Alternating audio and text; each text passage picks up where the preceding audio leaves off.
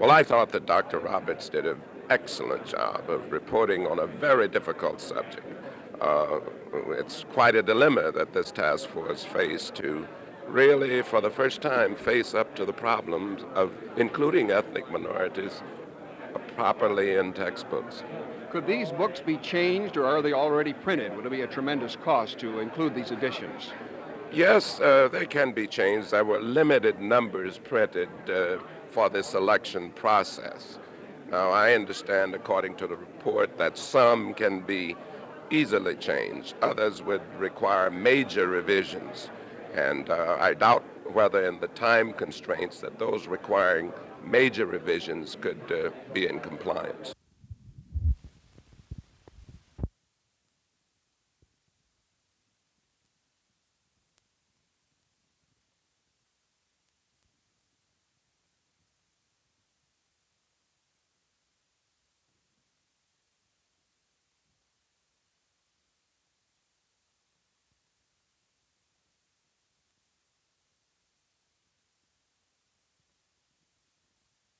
Commitment of individual publishers, all of these books could be revised to comply with the code, but the extent of revision necessary varies from minor modifications of a few words or illustrations to almost total reconceptualization, restructuring, and rewriting.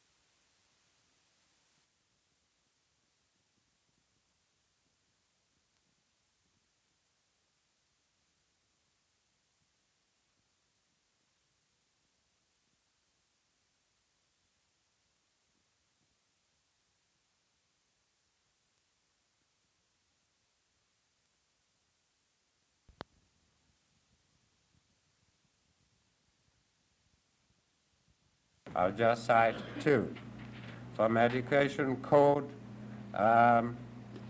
Section 8553, we read, instruction.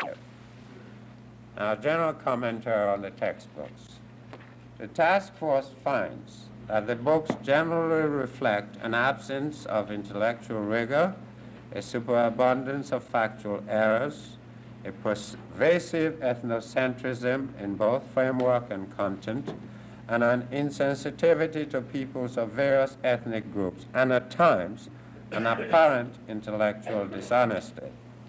Such inaccuracy, insensitivity, and ethnocentrism pervade not only basic and supplementary text materials, but also such standard reference sources as atlases and almanacs. Some of the most flagrant abuses occur in the teachers' guides and teachers' editions, which often compound the previously mentioned deficiencies by providing prejudicial supplementary material and by instructing teachers as to what answers and conclusions they are to extract from supposedly inquiring students. The blame for the sorry state of these textbooks must be shared by many. It must be shared by publishers who have made insufficient efforts, in our view, to produce books which deal satisfactorily with ethnic groups, who too often select authors with insufficient scholarly knowledge of a subject about which they write, and who fail to hire consultants and authors with sufficient knowledge and understanding of matters relating to ethnic groups. It must be shared further by education specialists who author books on topics about which they have obviously limited knowledge.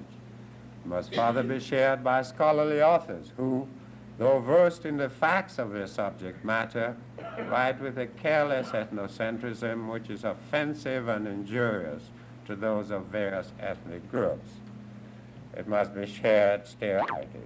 In short, feel that it can make a judgment on how long it would take to revise any individual book to meet the stipulated California standards.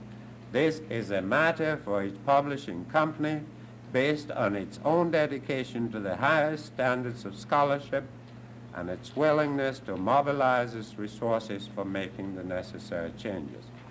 It is the task force's opinion that publishers can provide substantial revisions in textbooks if they have the commitment and manifest such a commitment as well as the desire to produce accurate, sensitive, representative materials. Therefore, Doctor, what is your reaction to the report this morning? I don't know. I hate to second guess them. They will probably take this under advisement, listen to the tapes. We will report to them what their options are, and my guess is that at the January meeting, they will make the hard decision that only the state board must make in this case. At this point, what would be your personal vote? To accept the recommendation? Thank you. Thank you.